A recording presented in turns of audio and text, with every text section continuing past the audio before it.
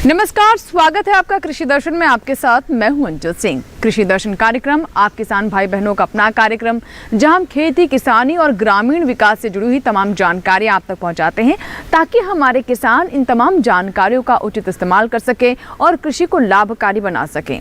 आज के कार्यक्रम में बात होगी अपने तीनों सेगमेंट्स की, जिसमें सबसे पहले हम नजर डालेंगे विज्ञान और किसान पर, उसके बाद बात करेंगे कृषि स्टार्टअप की और अंत में नजर डालेंगे फार्मिंग इंडिया पर। जी हाँ, कार्यक्रम में सबसे पहले बताएंगे आपको कि कैसे हमारे जो नवजात पशु हैं उनकी देखरेख करें। उसके बाद आपकी मुलाकात करवाएंगे कामयाब महिला किसान कृष्णा यादव से और अंत में बताएंगे किसान क्रेडिट कार्ड के बारे में। तो चलिए शुरुआत करते हैं आज के कृषि दर्शन की। कृषि दर्शन में सबसे पहले नजर डालते हैं विज्ञान और किसान पर। विज्ञान और किसान में आज हम बात करेंगे नवजात पशुओं की। जी हाँ, अक्सर होता यह है कि हमारे पशुपालक नवजात पशुओं को लेकर इतने सजग नहीं रहते हैं, उनकी देखरेख नहीं करते, जिसके चलते उन्हें तरह तरह की बीमारियां हो जाती हैं और इन बीमारियों की वजह से कई बार इनकी मौत तक हो जाती है।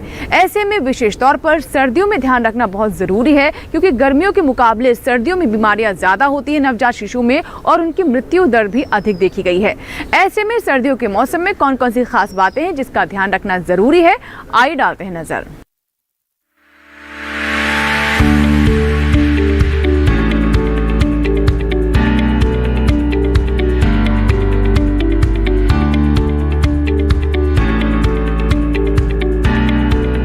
बच्चे की देखभाल माँ के पेट से ही शुरू हो जाती है। खास तौर से आखिरी 3 महीने बहुत महत्वपूर्ण हैं। इस अवधि में माता भैंस या गाय के आहार का भरपूर ख्याल रखना है। जन्म के तुरंत बाद का समय नवजात बछड़े के लिए बहुत अहम होता है। पैदा होते ही सबसे पहले उसकी नाक से श्लेष्मा निकाल दें। अगर सही से ना निकल पाए तो शिशु की पिछली टांग उठा दें। ऐसा करने से उसका सिर नीचे हो जाएगा और श्लेष्मा अपने आप बाहर आ जाएगी। उसके बाद बच्चे के शरीर को कपड़े या फिर टाट से साफ कर दें। ये भी ध्यान रखें कि बच्चा सही से सांस ले पा रहा है या नहीं। अगर सांस में दिक्कत है तो तुरंत पशु चिकित्सक के पास जाएं। पहला दूध बहुत कीमती है। जन्म के आधे घंटे के अंदर अंदर बछड़े को पहला दूध जरूर पिलाएं। ये दूध उसमें रोग प्रतिरोधक क्षमता बढ़ाएगा और उसे बीमारियों से दूर रखेगा। नवजात बच्चे की देखभाल तभी से शुरू हो जाती है जब वो माँ के गर्भ में होता है। विशेष तौर पे आखिरी के जो 3 महीने हैं उसमें उसकी देखरेख बड़े अच्छे से करनी पड़ती है, उसके पोषण का ध्यान रखना पड़ता है। परंतु जैसे ही बच्चा ब्याता है तो उसके बाद हमें देखना पड़ता है उसकी देखरेख कैसे करें। तुरंत जैसे ही ब्यात आता है तो ब्याने के बाद हमें देखना चाहिए कि बच्चे को अच्छे से हमें उसके नाक से जो श्लेष्मा है उसको साफ कर देना चाहिए। उसको हमें तुरंत ये देखना चाहिए कि वो सांस लेने में कोई तकलीफ तो नहीं है। अगर हमें किसी भी प्रकार के ऐसा लगे कि सांस लेने में तकलीफ है तो हमें उसको पशु चिकित्सक से संपर्क करना चाहिए। अन्यथा अगर कई बार श्लेष्मा पूरी तरह से नाक से ना निकले तो हम उसके दोनों पैर पिछले उठा के उसको नीचे की तरफ उसका सिर भी कर सकते हैं, जिससे कि श्लेष्मा निकलने में आसानी होती है। फिर धीरे धीरे उसके शरीर को किसी बोरी से या फिर साफ कपड़े से साफ करना चाहिए। रगड़ रगड़ के थोड़ी हल्के हाथों से मालिश कर सकते हैं और उसको हमें खड़े होने में सहायता करनी चाहिए। साधारण तौर पे ये देखा जाता है कि लगभग आधे घंटे में एक जो बच्चा है वो खड़ा हो जाता है अपने पैरों पे। अगर वो ना खड़ा हो पाता है तो उसे हमें खड़ा करने में मदद करनी चाहिए और उसके बाद हमें उसे दूध पीने में सहायता करनी चाहिए। पहला जो माँ का दूध होता है वो बहुत ज़रूरी होता है और उसको हम देखते हैं कि उसमें बड़े ही पोषक तत्व होते हैं। तो उसको हम देखते हैं कि वो प्रकृति द्वारा जो एक बच्चा है उसको दिया गया एक बहुत ही अमूल्य उपहार है। उसको हम खीस के नाम से जानते हैं। तो हम देखते हैं कि उसमें जो साधारण दूध है उससे कई गुना ज़्यादा प्रोटीन, विटामिन होते हैं। इसके अलावा इसके अंदर एक बहुत ही ज़रूरी आवश्यक तत्व होता है जिसे हम रोग प्रतिरोधक क्षमता कहते हैं। तो ये जो रोग प्रतिरोधक क्षमता को बढ़ाने के तत्व होते हैं ये जो खीस होती है इसी में आते हैं। अब साधारण तौर पर हम देखते हैं कि गांव में हमारे जो पशुपालक हैं उनके दिमाग में ये भ्रम होता है कि ये जो खीस है वो इतनी जल्दी नहीं पिलानी चाहिए, जबकि इसका बड़ा विपरीत है। वैज्ञानिक तौर पे ये सिद्ध हो चुका है कि हम खीस को जितनी जल्दी पिलाएंगे उतना ज़्यादा इस रोग प्रतिरोधक क्षमता का फ़ायदा होता है। और ये जो रोग प्रतिरोधक क्षमता क्या होती है ये जो बच्चा है उसकी माँ ने अपने जीवन काल में जिन जिन बीमारियों से लड़ी है उन सब के प्रति जो रोग प्रतिरोधक क्षमता है वो इस खीस में आ जाती है। तो ये हमें उसको पिलानी चाहिए और इसका सबसे ज़्यादा असर देखा गया है कि अगर आधे घंटे के अंदर ब्याने के हम पिला दें तो अच्छा है। तो ये जो 2 घंटे में इसका कम असर होगा जितना शुरुआत में होगा, फिर इस तरह से देखा जाता है कि साधारण तौर पे ये लगभग चौथे 5वें दिन के बाद इसका कोई फ़ायदा नहीं रहता। इसीलिए आप देखते हो प्रकृति ने भी ये खीस जो है ये 5 दिन के बाद ख़त्म हो जाती है और ये एक जो दूध है उसमें परिवर्तित हो जाता है। अब खीस कितनी पिलानी चाहिए? खीस जो है अगर एक सामान्य तौर पे एक जो है वो पैमाना उस पे हम देखें तो बच्चे का जो वज़न है उसका 1/10 भाग जो है उसमें आपको खीस बच्चे को देनी चाहिए और वो भी पूरे दिन के अंदर मात्रा 3 से 4 बार बराबर मात्रा में बांट के उसको पिलानी चाहिए। सर्दी का मौसम है, ऐसे में नवजात पशु का कुछ ज्यादा ही ख्याल रखना होगा। बछड़े को ठंडी हवा के सीधे संपर्क में आने से बचाएं। फर्श पर पराली बिछा कर रखें। आजकल रबड़ की मैट भी किसान बिछा देते हैं, लेकिन अगर मैट गीली हो जाए तो इसे तुरंत सुखा दें। कीड़ों की समस्या से बचने के लिए 15 दिन के अंदर अंदर जून की पहली खुराक दें। 15 दिन के बाद चारा देना शुरू करें। शुरुआत में कोमल घास देनी है और बाद में चारा बढ़ाते रहें। बीमारियों से बचाने के लिए टीकाकरण बहुत जरूरी है। बच्चों में वैक्सीनेशन की अगर हम बात करें तो टीकाकरण जो है मुंह खुर या गलघोटू का टीका होता है, तो उस टीकाकरण के लिए हमें बचाव करने के लिए हमें उसको 3 महीने की उम्र के बाद हम उसको टीकाकरण करवाना चाहिए सभी पशुओं का।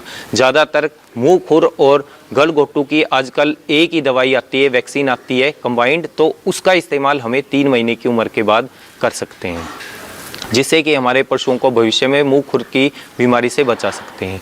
दूसरा एक बहुत ही महत्वपूर्ण बीमारी आती है ब्रुसेला बीमारी है, जो कि जो मादा पशु है उसके अंदर आती है, जिसमें कि अंतिम 3 महीने में गर्भपात हो जाता है।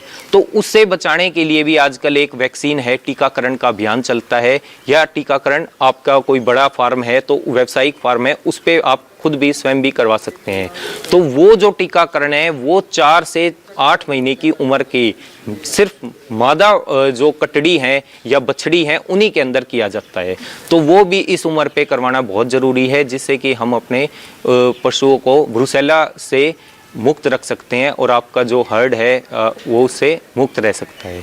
तो इससे भी काफ़ी लाभ होता है। तो इन सब बातों का विशेष ध्यान रख सकते हैं। और इसके अलावा यदि कोई भी किसी भी तरह की आपके समस्या उत्पन्न हो या फिर परेशानी आती है या पशु अचानक बीमार हो जाता है, तो उसे बचाने के लिए आपको निदान के लिए उसके पशु चिकित्सक से संपर्क करना चाहिए।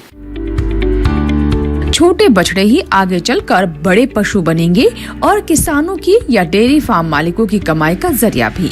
इसीलिए शुरुआत से ही उनकी बेहतर देखभाल करते रहें, ताकि आपको तंदुरुस्त और ऊर्जावान पशु मिल सकें। तो भी आपने जाना कि नवजात बछड़ों को लेकर कौन कौन सी खास बातें हैं जिसका ध्यान रखना जरूरी है, ताकि वो स्वस्थ रहें और किसी तरह की बीमारी उन्हें ना घेरे। इसी के साथ ही यहाँ वक्त छोटे से ब्रेक का। ब्रेक के बाद जब वापस आएंगे तो बात करेंगे कृषि स्टार्टअप की। कहीं मत जाएगा, बने रहे कृषि दर्शन के साथ। छोटा सा ब्रेक।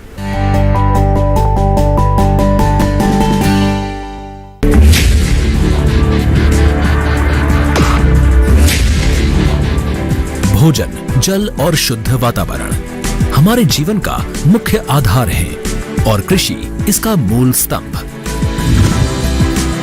पिछले 60 वर्षों में विज्ञान आधारित कृषि का व्यापक प्रसार हुआ है। साथ ही कृत्रिम संसाधनों के बढ़ते प्रयोग से कृषि की सतत क्षमता पर चिंताएं बढ़ी हैं। प्रधानमंत्री श्री नरेंद्र मोदी जी के दूरदर्शी नेतृत्व के अंतर्गत रसायन मुक्त जैविक खेती एक महत्वपूर्ण प्रयास है। रसायन मुक्त जैविक खेती को बढ़ावा देने के लिए 5 वर्ष पूर्व सरकार ने परंपरागत कृषि विकास योजना तथा उत्तर पूर्व भारत में जैविक मूल्य श्रृंखला योजनाएं आरंभ की। ऑर्गेनिक फार्मिंग को देश भर में बढ़ावा देने के लिए सरकार अनेक प्रयास कर रही है।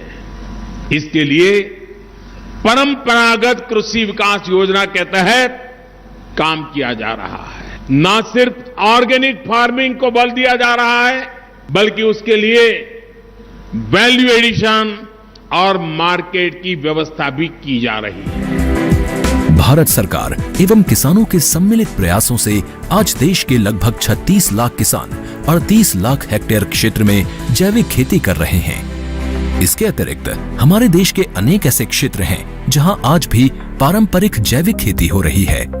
इन पारंपरिक जैविक क्षेत्रों को जैविक प्रमाणीकरण सुलभ कराने हेतु पीजीएस के अंतर्गत लार्ज एरिया सर्टिफिकेट का प्रावधान किया गया है।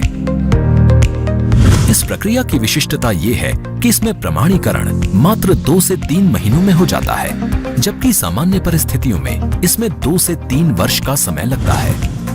अंडमान निकोबार केंद्र शासित प्रदेश के कार निकोबार एवं नैन काउरी द्वीप समूह देश के सर्वप्रथम ऐसे प्रमाणीकृत जैविक क्षेत्र हैं। अभी हाल ही में संपूर्ण लक्षद्वीप को जैविक खेती के रूप में प्रमाणित किया गया है। वर्ष 2016 में सिक्किम राज्य पूर्ण जैविक कृषि राज्य के रूप में प्रमाणित हो चुका है। सुदूर उत्तर में हिमालय श्रृंखला के बीच स्थित लद्दाख ने भी पूर्ण जैविक के लक्ष्य की ओर बढ़ना शुरू कर दिया है। जैविक उत्पादों को बाजार सुलभ कराने तथा किसानों की उपभोक्ताओं तक पहुंच बनाने के लिए एक समर्पित जैविक खेती पोर्टल भी बनाया गया है। जैविक खेती पोर्टल के जानकारी मंच और विपणन मंच के माध्यम से किसानों को उच्च गुणवत्ता उत्पादन तथा बाजार उपलब्ध कराया जा रहा है। आशा है देश के सभी राज्य अपने जैविक क्षेत्रों का विस्तार करेंगे और देश में जैविक कृषि क्रांति को मजबूत करने में योगदान देंगे। जैविक उत्पादों की देश और विदेशों में बढ़ती मांग तथा जैविक उत्पादों का बढ़ता बाजार, किसानों की उपभोक्ताओं तक पहुंच तथा जैविक एफपीओ द्वारा जैविक कृषि व्यापार में भागीदारी हमारे किसानों को अपनी आय बढ़ाने का अवसर दे रहा है। पिछले 5 वर्षों में जैविक कृषि उत्पादों का निर्यात दोगुने से अधिक बढ़कर 7,000 करोड़ रुपए से अधिक का हो गया है और इसमें प्रतिवर्ष 20% से अधिक की वृद्धि हो रही है। उम्मीद है पारंपरिक क्षेत्र के किसान भी इस बढ़ते बाजार से लाभान्वित होंगे और जैविक कृषि आंदोलन को आगे बढ़ाएंगे। किसानों की मुस्कान समृद्ध हिंदुस्तान की है पहचान।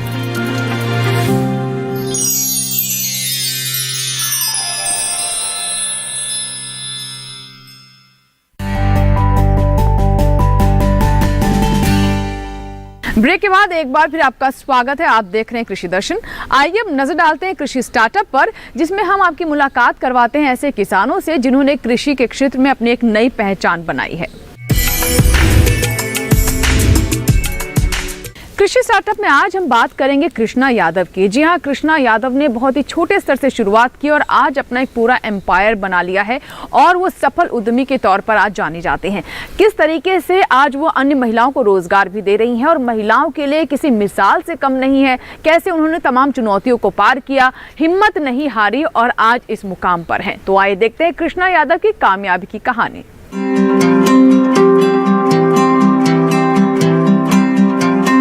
उत्तर प्रदेश बुलंदशहर के रहने वाले गोवर्धन यादव और उनकी पत्नी कृष्णा यादव रोजगार की तलाश में दिल्ली आए थे। कुछ खास काम नहीं मिलने के कारण उन्होंने दिल्ली के नजफगढ़ इलाके में कुछ खेत बटाई पर लेकर सब्जी उगाने का काम शुरू किया। कृष्णा यादव को खेतों में उगाई गई सब्जियों को संरक्षित करने के बारे में कोई तकनीक का ज्ञान नहीं था, जिसकी वजह से बची हुई सब्जियां खराब हो जाती थीं। ऐसे में उन्हें सब्जी बेचकर पेट चलाना मुश्किल हो गया था। इसी बीच उनके एक दोस्त के माध्यम से उन्हें अचार बनाने की ट्रेनिंग दिए जाने के बारे में पता चला। उन्होंने ट्रेनिंग सेंटर में अचार बनाने की ट्रेनिंग ली और सब्जियों के साथ साथ इन्होंने अचार बेचना भी शुरू कर दिया। पहले तो लोगों के द्वारा उनके अचार की कोई खास तारीफ नहीं हुई, लेकिन कड़ी मेहनत और लगन से जब उनका कारोबार चल निकला तो वही लोग उनकी प्रशंसा करने लगे। कृष्णा यादव पहले आम, नींबू और आंवले का ही अचार बनाना जानती थी, लेकिन ट्रेनिंग से उन्होंने हर तरह की सब्जी का अचार बनाना सीख लिया। इसका फायदा ये हुआ कि खेतों में उगाई जाने वाली सब्जी अगर सही दाम पर नहीं बिकती तो वो उसे सुखाकर उनका अचार बनाने लगी। इस तरह जब उन्होंने देखा कि सब्जी से कई गुना ज्यादा फायदा अचार बनाने में है, तो उन्होंने सब्जी बेचना बंद कर सिर्फ अचार का काम करने लगे। धंधा थोड़ा आगे बढ़ा तो कृष्णा यादव ने पड़ोस की महिलाओं को साथ लेकर ज्यादा मात्रा में अचार बनाना शुरू कर दिया। फिर इस तरह से इनका काम एक फैक्ट्री में तब्दील हो गया। कृष्णा यादव ने अचार बनाने के लिए अपनी दादी नानी के नुस्खों को आजमाया, जिन्हें उन्होंने बचपन से अपनी माँ के द्वारा अचार बनाते हुए देखा था। अपने खेतों में उपजी फसलों गाजर, टमाटर, गोभी और आंवला के अचार उन्होंने बेहद सादगी से बनाए, जिसमें कोई नुकसानदायक तत्व नहीं मिलाया। तेल की उतनी ही मात्रा डाली जितना कि लोग अपने घर में बनाने वाले अचार में इस्तेमाल करते हैं। लोगों ने उनके अचार को खाया तो बड़ी बड़ी कंपनियों के अचार खाना छोड़ दिए। उनकी इसी सादगी ने उनके हौसलों को उड़ान दिया। सफलता मिलती गई तो उनके काम का विस्तार भी होने लगा। उन्होंने और अधिक खेत किराए पर लिए और अपनी ही जैसी महिलाओं को जोड़ने लगी। अपने ही खेतों की ताज़ा फसल से उन्होंने अचार की नई नई किस्में विकसित की। बाद में आसपास के बाजारों में बेचने का काम शुरू किया, जो बाद में बेहद सफल साबित हुआ। आज भी 4 कंपनियों की मालकिन है और उनकी कंपनियों का करोड़ों का टर्नओवर है। कृष्णा ने बताया कि आज उनकी कंपनी में हजारों महिलाएं काम कर रही हैं। वे सबको मेहनत और ईमानदारी से काम सिखाती हैं और उन्हें अपना काम शुरू करने की राह बताती हैं। कृष्णा यादव की कड़ी मेहनत और अथक परिश्रम को देखते हुए सरकार ने भी इनके काम की सराहना की। साथ ही इन्हें कई पुरस्कार से सम्मानित भी किया।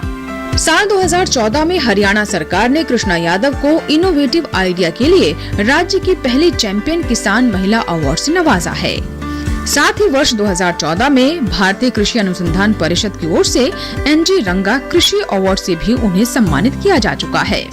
परंपरागत खेती से हटकर कुछ अलग करना अपने आप में एक चुनौती भरा काम है, जिसके लिए लगातार कड़ी मेहनत और तपस्या की जरूरत होती है। ऐसे में अगर बात हो कृष्णा यादव की, तो उन्होंने अपनी दृढ़ निश्चय और अथक परिश्रम से खेती में मिले उपज को एक व्यवसाय के रूप में बदल दिया। इसके अलावा इन्होंने अपनी अन्य महिला साथियों को भी अपनी अचार फैक्ट्री में रोजगार भी दिया। तो देखा आपने कि महिलाएं अगर कुछ ठान लें और इच्छा शक्ति और पूरी हिम्मत के साथ आगे बढ़ें तो कोई भी चुनौती उनके सामने टिक नहीं सकती, और ऐसा ही कुछ कर दिखाया कृष्णा यादव ने। इसी के साथ ही यहाँ वक्त एक छोटे से ब्रेक का, लेकिन ब्रेक के बाद जब वापस आएंगे तो बात करेंगे फार्मिंग इंडिया की। कहीं मत जाएगा, देखते रहें कृषि दर्शन। छोटा सा ब्रेक।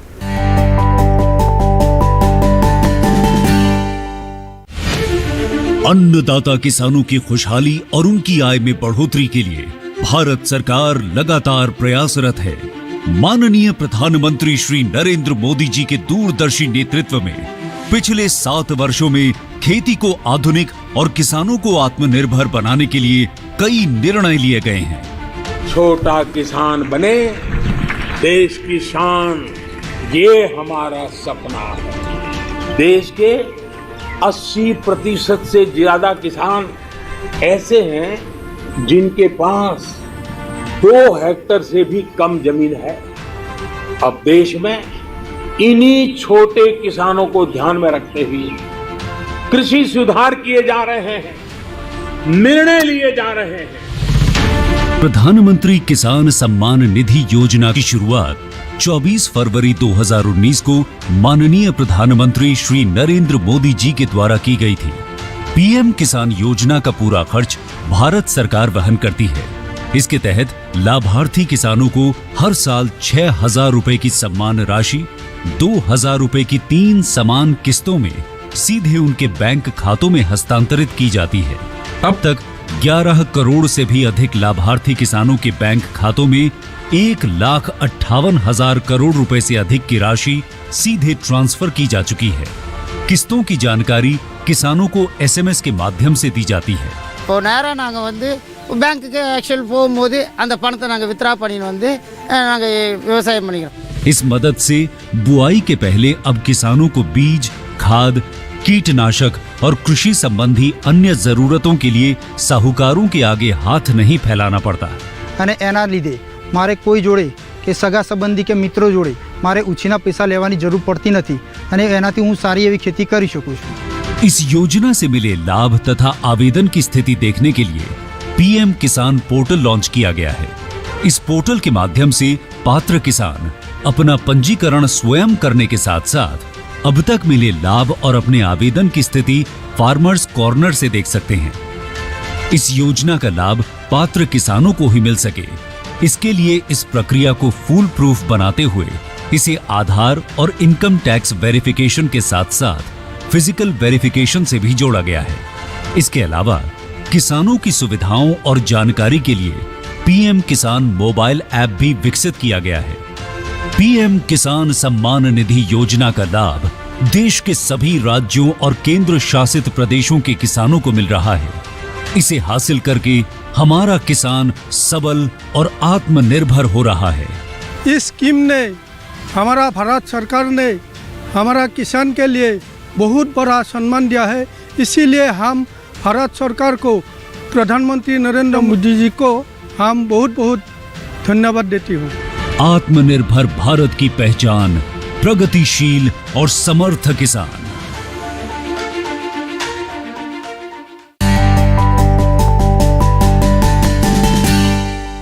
ब्रेक के बाद एक बार फिर आपका स्वागत है। आप देख रहे हैं कृषि दर्शन। आइए अब नजर डालते हैं फार्मिंग इंडिया पर, जिसमें हम आपको बताते हैं कृषि जगत से जुड़ी तमाम हलचलों के बारे में।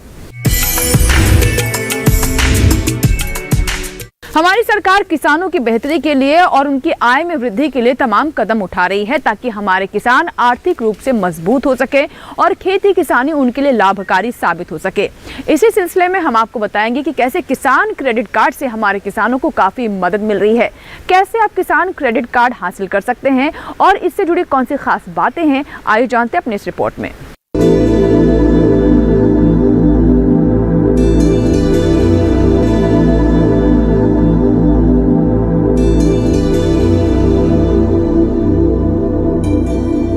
किसान क्रेडिट कार्ड योजना 1998 में शुरू की गई थी।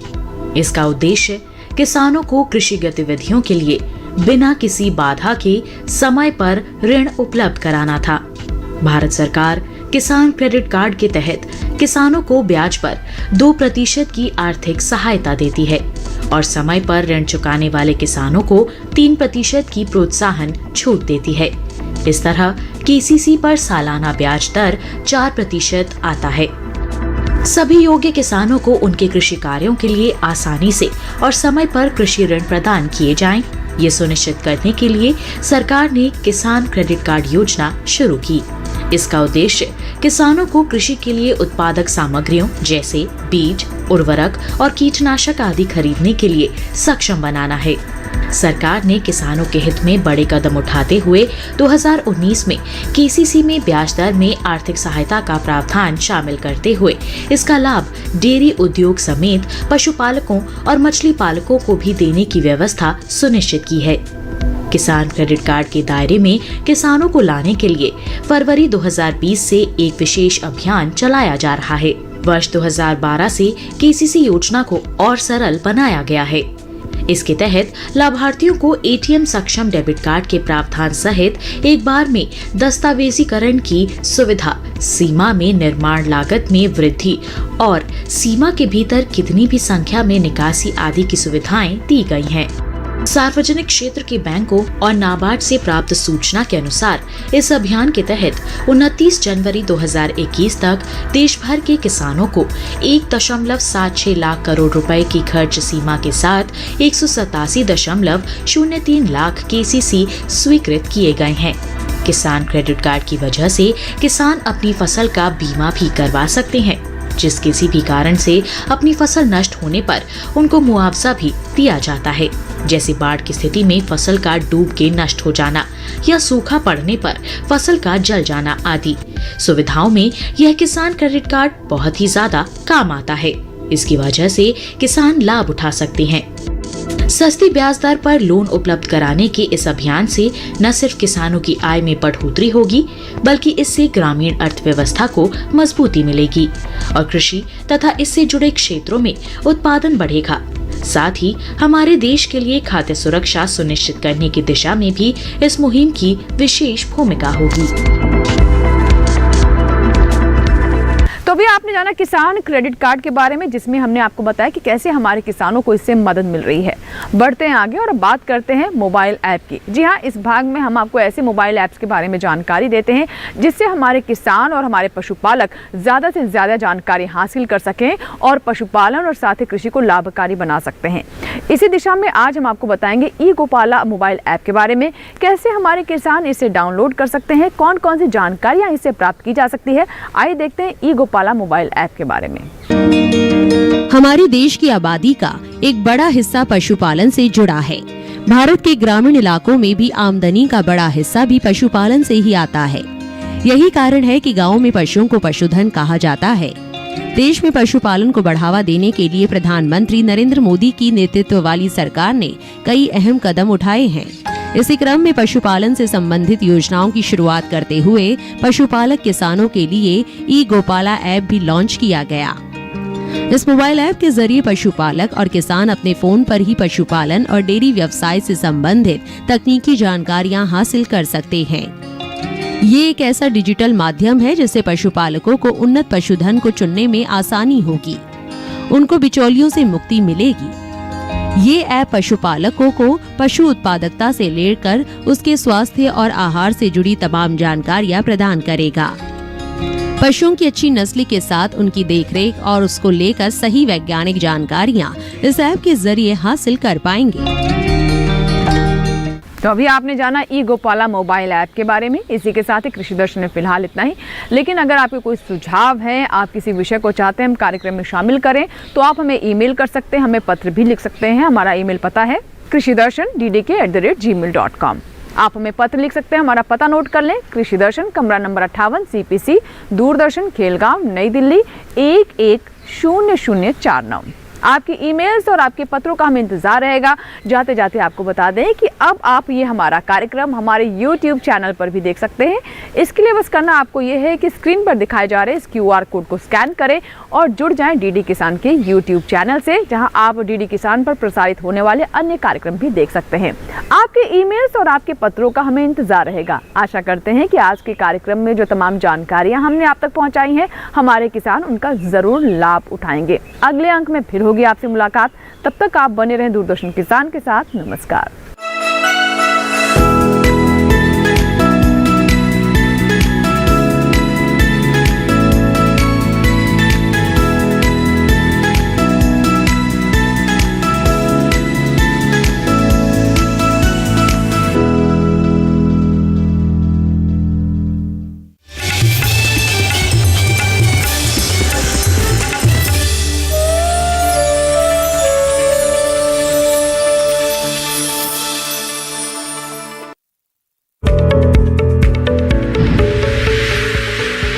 खुशहाल होंगे खेत, पशु रहेंगे स्वस्थ, सरकारी स्कीम का होगा लाभ, जब एक्सपर्ट्स का मिलेगा साथ, आपके सवाल विशेषज्ञों के जवाब, सिर्फ एक फोन कॉल की दूरी पर। देखिए किसानों का अपना प्रोग्राम हेलो किसान, सोमवार से शुक्रवार शाम 6 बजे से सिर्फ दूरदर्शन किसान पर।